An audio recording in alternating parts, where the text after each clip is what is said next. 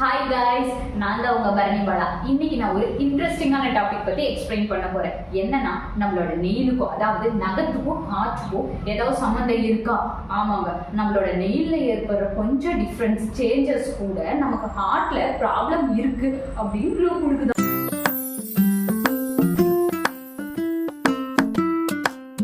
எப்படிரா அப்படிங்கிற மாதிரி தானே இருக்கு. ஆமாங்க, ஃபர்ஸ்ட் க்ளூபிங், அதாவது நெயில் இருக்கு இல்லையா, ஸ்பூன் மாதிரி வளைஞ்சிருக்குமா.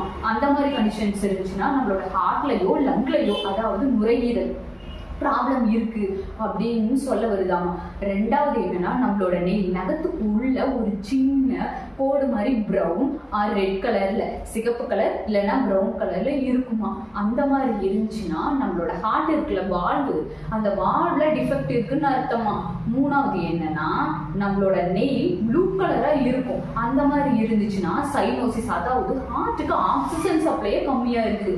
அந்த மாதிரி கம்மியா இருந்துச்சுன்னா அது கன்ஜெனிட்டலா கூட இருக்கலாம். ஸோ இந்த மாதிரி கண்டிஷன்ஸ் இருந்துச்சுன்னா நம்ம கண்டுக்காம விடாம ஒரு டாக்டர்கிட்ட போய் ஹெல்த் செக்அப் எடுத்து பார்க்கலாம். சரியா தப்போ எடுத்து பார்க்கறது நல்லது.